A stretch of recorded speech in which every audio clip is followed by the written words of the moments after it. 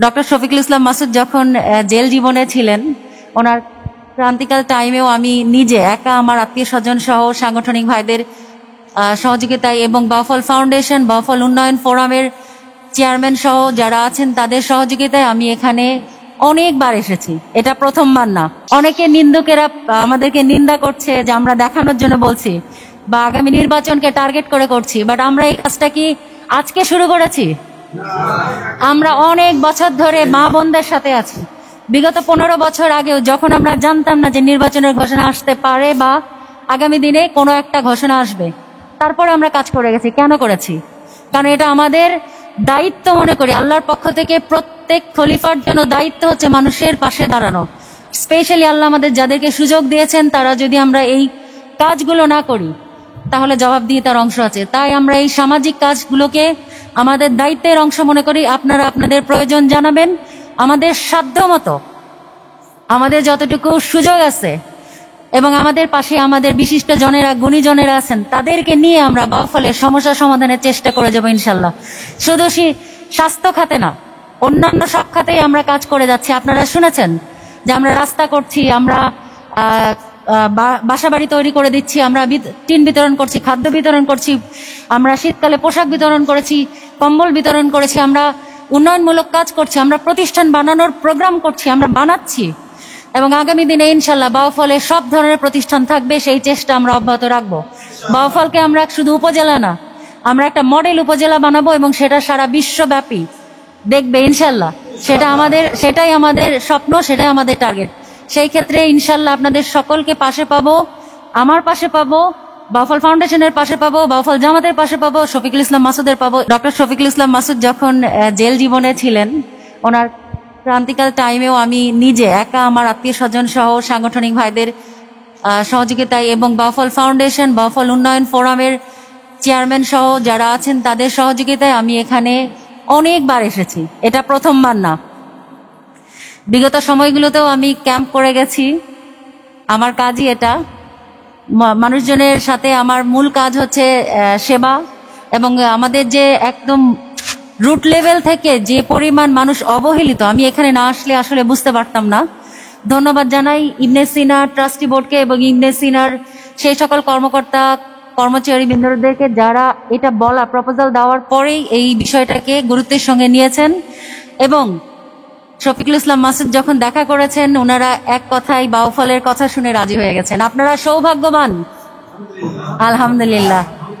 Already পূর্বের বক্তাগণ বলে গেছেন যে এটা কিন্তু প্রথম যে আমরা একটা হেলথ ক্যাম্প এরকম রুরাল এরিয়াতে আমরা কিন্তু স্টাবলিশ করলাম এবং উদ্বোধন করে যাচ্ছি। ইনশাল্লাহ এটার ধারাবাহিকতা অব্যাহত থাকবে এবং আমরা ছোট কোনো স্বপ্ন দেখি না, আমরা স্বপ্ন দেখি অনেক বড়। আমাদের ডানা অনেক বড়, পালকগুলো শুধু যোগ হবে। আর পাশে থাকবেন আপনারা। আমরা health camp, primary health camp start করছি ইনশাল্লাহ। এটা একদিন বড় পরিসরে ইবনে সিনা হসপিটাল, ডায়াগনস্টিক সেন্টার সহ আরো বড় বড় চিন্তা আমাদের আছে। আল্লাহ নিশ্চয়ই কবুল করবেন এবং আপনারা পাশে থাকবেন। আজকে সারাদিন ব্যাপী ক্যাম্প হবে। সাধারণ প্রাথমিক যে চিকিৎসাগুলো আমরা সবসময় দিয়ে থাকি সেগুলো সব দেওয়া হবে। যদি জটিল কোনো সমস্যা থাকে আপনারা শুনে খুশি হবেন। বাউফল ফাউন্ডেশন, বাউফল জামাত এবং বাউফল উন্নয়ন ফোরামের সহযোগিতায় এবং ইবনে সিনার সহযোগিতায় আমরা এই চিকিৎসা এখানেই শেষ করি না। যেসব পেশেন্টগুলো ক্রিটিক্যাল তাদেরকে আমরা নিয়ে যাই ইবনে সিনায় এবং এরকম অনেক উদাহরণ আছে। আমি বিগত 15 বছর ধরে এই ধরনের কমিউনিকেশন করছি। যেগুলো চোখের চিকিৎসা দেওয়া দরকার হয়, ক্রিটিক্যাল কেস, সেগুলো আমি ঢাকায় নিয়ে ইবনে সিনায় চিকিৎসা করি। আর যেগুলো অন্য বিভাগীয় প্রবলেম, গাইনির সমস্যা, সার্জারির সমস্যা বা মেডিসিন সমস্যা বা চর্ম সমস্যা, সেগুলো আমরা সেক্টর ওয়াইজ চিন্তা করে বিশেষজ্ঞদের কাছে পৌঁছে দিয়ে প্রপার চিকিৎসার ব্যবস্থা করি। এই উদাহরণ আপনাদের কাছে আছে না নাই? আছে ইনশাআল্লাহ। এই দোয়াটুকু আমাদের জন্য রাখবেন, আমরা যেন কাজ করে যেতে পারি। কাজটাকে আমাদের লক্ষ্য হিসেবে নিয়েছি, গোল হিসেবে নিয়েছি এবং আমাদের স্বপ্ন বাউফলকে প্রত্যাশিত কাঙ্ক্ষিত জায়গায় পৌঁছে দেওয়া। আপনাদেরই বাউফলের চিকিৎসক হিসেবে আপনারা নাম দিয়েছেন ডাক্তার জাকিয়া ফারহানা, ইবনে সিনা মেডিকেল কলেজ হাসপাতালের সম্মানিত চক্ষু বিশেষজ্ঞ। আমি ইবনে সিনা সম্পর্কে একটা কথা শুধু বলি, যখন আমরা আপনাদের কাছে খুব সহজে এভাবে আসতে পারতাম না, এই বাউফলের সেই সময়ের সরকারি দল যারা সেই সময়ের আওয়ামী লীগ করতেন যারা, তারা আমার ফোন নাম্বার যেভাবে হোক সংগ্রহ করে বলতেন, মাসুদ আমি অমুক, তোমার ভাবি খুবই অসুস্থ, আমি একটু ইবনে সিনায় যেতে চাই, তোমার সহযোগিতা, তোমার পরামর্শ দরকার। আমি তখন হেসে দিয়ে বলতাম, আমাদেরকে ফাঁসির আয়োজন করতেছেন, এই প্রতিষ্ঠান যারা করেছেন তারা জেলখানে আছেন, তারা কিছুদিনের মধ্যে ফাঁসিতে ঝুলবেন, তাদেরকে ফাঁসি দেওয়ার চক্রান্ত ষড়যন্ত্র চলছে, সেই প্রতিষ্ঠানে আপনি চিকিৎসা নিতে যাবেন কোন দুঃখে? বলছে, মাসুদ তুমি কিছু মনে করো না, এটার সাথে আমরা নাই, আমরা মনে মনে ওনার জন্য দোয়া করি আল্লাহ ওনাকে জেল থেকে যেন মুক্ত করেন। এই জন্য আমি বাউফলে বলি, কেউ কেউ তো দুষ্কৃতিকারী ছিলেনই, কিন্তু এই সমস্ত মানুষেরা বলতেন যে ইবনে সিনায় গেলে শুধুমাত্র দাওয়া পাওয়া যায় না, মানে শুধু চিকিৎসা পাওয়া যায় না, ওখানে দাওয়ার সাথে আল্লাহর দয়াও পাওয়া যায়। বলতেন যে ওখানে গেলে চিকিৎসা হয়, তার মাধ্যমে কিছু সুস্থ হয়ে যায়, কিন্তু ওখানকার পরিবেশ, ওখানকার চিকিৎসক, ওখানকার নার্স, ওখানকার স্টাফ, ওখানকার সিস্টেম, ওখানকার মানুষের মমত্ববোধ, ওখানকার মানুষের পরস্পর প্রতি সৌজন্যতা, ভালোবাসা, পরস্পরের প্রতি দায়বদ্ধতা, জবাবদিহিতা, এবং একজন রুগীকে শুশ্রূষা সেবা দিয়ে তাকে সুস্থ করে গড়ে তোলার পিছনে যে তাদের চূড়ান্ত প্রচেষ্টা, এটা একজন মানুষ ওখানে ঢোকার সাথে সাথে অর্ধেক সুস্থ হয়ে যায় মনের দিক থেকে। সেই প্রতিষ্ঠানকে আল্লাহ তাআলা ইবনে সিনাকে কবুল করুন। এরকম একটা শাখা এখানে পেয়েছি, আমরা খুশি না বেজার? দেখি খুশি কারা কারা। আল্লাহ তাআলা কবুল করুন। এখন এই প্রতিষ্ঠান তারা আমাদেরকে দিয়েছে, এটা আমাদের কাছে একটা সম্পদ, এটা আমাদের কাছে একটা আমানত। এই আমানতের সংরক্ষণের দায়িত্ব আমাদের উপর আছে না নাই? আমরা শুধু রুগী হিসাবে এখানে আসবো না, আমরা চাই আল্লাহ তাআলা আপনাদের সবাইকে সুস্থ রাখুন, কিন্তু আমরা আমাদের এই ইবনে সিনা প্রাথমিক বা প্রাইমারি আউটডোর হেলথ কেয়ার সেন্টারটাকে আমরা এমনভাবে এটাকে যত্ন করব, সবাই এমনভাবে খোঁজখবর রাখবো যে এটা কোনো ব্যক্তি, কোনো গোষ্ঠী, কোনো দলের না, এটা হবে বাউফলের 4.5 লক্ষ মানুষের প্রত্যেকের সম্পদ, প্রত্যেকের প্রতিষ্ঠান। আজকে এখানে হিন্দু আছে না নাই? এখানে অন্য দলের মতের লোকের আছে না নাই? আমরা এখানে কি জামাত দাওয়াত দিয়েছি না বাউফলবাসীকে দাওয়াত দিয়েছি? শুধু মুসলমান দাওয়াত দিয়েছি না অন্যদেরকেও বলেছি? আমরা শুধু ভাইদের বলি না, আমরা আমাদের বোনদেরও বলেছি যে বোনেরাও আসবেন। বোনেরা যেন মনে না করেন ওখানে গেলে কি হয় জানি না। আমি বলেছি বাউফলে যাওয়া হবে, আমাদের ভাইয়েরা পাবে, আমাদের বোনেরা পাবে, আমাদের হিন্দু ধর্মাবলম্বীরা পাবে, এবং রাজনৈতিক বিবেচনায় এখানে কিছু হবে না। আমি আল্লাহর রাস্তে আপনাদেরকে বলি, শফিকুল ইসলাম মাসুদ চেষ্টা করেছে মাসুদের জন্য না, শফিকুল ইসলাম মাসুদ চেষ্টা করেছে আপনাদের একজন সন্তান হিসাবে বাউফলের প্রয়োজনে। সুতরাং এটা দলের কোনো সম্পদ না, এই সম্পদ বাউফলের জনগণের সম্পদ। সেই সম্পদ হিসাবে এটার তত্ত্বাবধান আমরা করবো ইনশাআল্লাহ সবাই।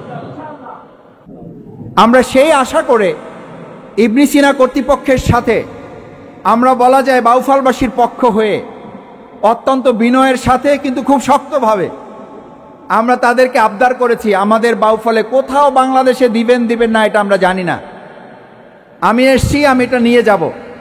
ওনারা বলেছেন তুমি তো নাসরবান্দা, তোমাকে না দিয়ে তো উপায় নাই, তবে আমরা একটু আলোচনা করে জানাবো। আমি বললাম আলোচনা করে জানাবেন, কিন্তু আমি পেয়ে গেছি হিসাবে এখান থেকে যাচ্ছি। আলহামদুলিল্লাহ, যতদিনে পাবো মনে করেছিলাম তার চেয়ে কম সময়ে ওনারা আমাদের আবদারটা পূরণ করেছেন। সেজন্য ইবনে সিনা কর্তৃপক্ষের জাকির ভাই সহ যারা এখানে ডাক্তাররা আছেন, আমরা তাদের মাধ্যমে, এই অসংখ্য মিডিয়ার মাধ্যমে আমরা আমাদের এই বাংলাদেশের জনগণের মানুষের প্রিয় প্রতিষ্ঠান ইবনে সিনা কর্তৃপক্ষকে আন্তরিক ধন্যবাদ, কৃতজ্ঞতা এবং তাদের জন্য আল্লাহর কাছে দোয়া করি, আল্লাহ তাদের সমস্ত প্রচেষ্টা কবুল করুন। আমরা যখন স্কুল কলেজে পড়াশোনা করেছি, এই কবিতাটি আমরা প্রায় সকলেই মুখস্থ ছিল, আমরা একটা কবিতা হিসাবে জানি। আসলে এটা কবিতা শুধু না, এটা হাদিস থেকে কবিতা লেখা হয়েছে। হাদিসটি 2569 নম্বর হাদিস, সহিহ মুসলিম শরীফে হযরত আবু হুরায়রা রাদিয়াল্লাহু তাআলা আন বর্ণনা করেন, ইন্নাল্লাহা আযজা ওয়া জাল্লা ইয়াকুল ইয়াওমাল কিয়ামা ইয়া বানি আদম, কিয়ামতের দিন বনি আদমকে আল্লাহ সুবহানাহু তাআলা জিজ্ঞেস করবেন, আমি অসুস্থ ছিলাম, তোমরা আমার খোঁজ নাওনি কেন? সেই হাদিসটিকেই কবি আব্দুল কাদের মানব সেবা নামে তিনি লিখেছেন যে কবিতার প্রথম লাইন আমরা প্রায় সবাই জানি, হাসরের দিন বলিবেন খোদা হে আদম সন্তান, তুমি মোরে সেবা করো নাই যবে, সিনু রোগে অজ্ঞান। সিনু মানে রোগে, আমি অজ্ঞান ছিলাম, তোমরা আমাকে কেন সেবা করো নাই? কে বলতেছেন? আল্লাহ সুবহানাহু ওয়া তাআলা বলতেছেন। আপনি ভাবতে পারেন, আল্লাহ বলছেন, আমি হে আদম সন্তান, আমি রোগে অজ্ঞান ছিলাম, তোমরা আমার সেবা করো নাই কেন? সেই আল্লাহ সুবহানাহু ওয়া তাআলা যখন এই কথা বলবেন, তখন মানুষ বলবেন, মানুষ বলিবে তুমি পূর্ব করতার। করতার মানে তুমি হচ্ছে আমাদের সব কিছু, তুমি আমাদের সমস্ত কিছুর সঞ্চালক, তুমি আমাদের সব কিছুর ধারক বাহক, তুমি আমাদের সমস্ত জীবন মৃত্যুর ফায়সালা দেওয়ার দানকারী, তুমি শিফা দানকারী, যার ব্যাপারে আমরা দোয়া করি আল্লাহ তাআলার কাছে যে শিফায়ে কুল্লিয়া আজিলা দান করুন, মানে পরিপূর্ণ শিফা যিনি দান করতে পারেন। পৃথিবীর চিকিৎসকদের সেবা যেখানে শেষ হয়ে যায়, সেখান থেকে আল্লাহ তাআলা একজন মানুষকে পরিপূর্ণ সুস্থতা দান করতে পারেন, তিনি হচ্ছেন আল্লাহ সুবহানাহু ওয়া তাআলা। তিনি জানতে চান যখন এটা, তখন মানুষ এটা বলতেছে, মানুষ বলিবে তুমি পূর্ব করতার। তখন আরো সাথে বলবে, আমরা কেমনে লইব তোমার পরিচর্যার ভার। এটা কার প্রশ্ন? মানুষের প্রশ্ন। মানুষ বলবে, তোমার পরিচর্যার ভার, তুমি তো আমাদের করতার, আমরা তোমার পরিচর্যার ভার কেমনে নিব? এবং সাথে তখন আল্লাহ বলবেন, বলিবেন খোদা দেখনি মানুষ কেঁদেছে রোগের ঘোরে। রোগের ঘোরে তারা কেঁদেছে, রোগের ঘোরে মানে রোগের প্রকোপে, রোগের অসুস্থতায় যখন তারা কেঁদেছে, আল্লাহ তখন বলবেন, আমি চেয়েছিনু তখন তুমি শুশ্রূষা করিলে, তুমি যে সেথায় পাইতে মোরে। সুবহানাল্লাহ। এটা কি কবিতার কথা না হাদিসের কথা? কিসের কথা? হাদিসের কথা। আল্লাহ সুবহানাহু ওয়া তাআলা রাসূল করিম সাল্লাল্লাহু আলাইহি সাল্লাম বর্ণনা করেন, হযরত আবু হুরায়রা রাদিয়াল্লাহু তাআলা আনহু থেকে বর্ণনা, তিনি বলেন যে আল্লাহ তখন বলবেন, আমি তারই শুশ্রূষা করিলে, যদি ওই ঘরের রুগীকে তুমি শুশ্রূষা করিতে, তাহলে তুমি যে সেথায় পাইতে মোরে। এই যে তাকে সেথায় পাইতে মোরে, আমরা এই চিন্তা, এই দৃষ্টিভঙ্গি থেকে আজকে আপনাদের সামনে হাজির হয়েছি।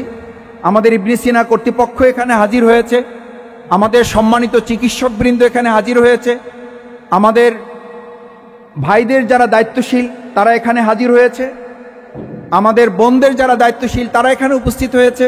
এবং আজকে আপনারা জানেন যে শুধু শুভ উদ্বোধন অনুষ্ঠান না, বিগত 25 বছর এই বাউফলে আমরা চেষ্টা করেছি মানুষের কল্যাণে, মানুষের পাশে দাঁড়িয়ে তাদের একটু সেবা শুশ্রূষা করে আল্লাহর রহমত, আল্লাহর দয়া আমরা পেতে পারি কিনা। কারণ রাসূল সাল্লাল্লাহু আলাইহি সাল্লাম বলেছেন, মান লা ইয়ারহামু ওয়ালা ইউরহাম, যে ব্যক্তি মানুষের প্রতি দয়া করে না, আল্লাহ তার প্রতি দয়া করে না। সুবহানাল্লাহ। ভাইয়েরা, আজকে আমরা এখানে ভোটের জন্য, রাজনীতির জন্য এখানে আসি নাই। আমরা এখানে এসেছি, আমরা মানুষের প্রতি দয়া করতে চাই। তার মাধ্যমে আমরা কার দয়া চাই? আল্লাহর দয়া চাই। আল্লাহ যদি কারো প্রতি দয়া করেন, এই পৃথিবীর আর কেউ তার প্রতি রূঢ় হতে পারেন না। আমি আপনাদের কষ্ট বাড়াতে চাই না। আমি সাংবাদিক বৃন্দ আসছেন, আপনাদের মাধ্যমে দুটো কথা বলে বক্তব্য শেষ করতে চাই। বাংলাদেশ একটা ক্রান্তিকাল অতিক্রম করছি। আর 6 মাস পরে বা কিছুদিন পরে আমাদের আগামী 2026 সালের ফেব্রুয়ারি মাসে ত্রয়োদশ জাতীয় সংসদ নির্বাচন অনুষ্ঠিত হওয়ার কথা। আমরা খুব ভালো করে এটা উপলব্ধি করি, 2024-এর 5ই আগস্টের আন্দোলনের মাধ্যমে একটা সরকার, গণ অভ্যুত্থানের মাধ্যমে, বিপ্লবের মাধ্যমে একটা সরকার শুধু পরিবর্তন হয় নাই, একটা সরকার পালিয়ে যেতে বাধ্য হয়েছে। শুধু সরকার প্রধান পালায় নাই, পৃথিবীর ইতিহাসে বোধহয় বিরল, এখন হয়তো দ্বিতীয় আর একটা তৈরি হয়েছে নেপাল। তার আগ পর্যন্ত আমরা ফার্স্ট ছিলাম।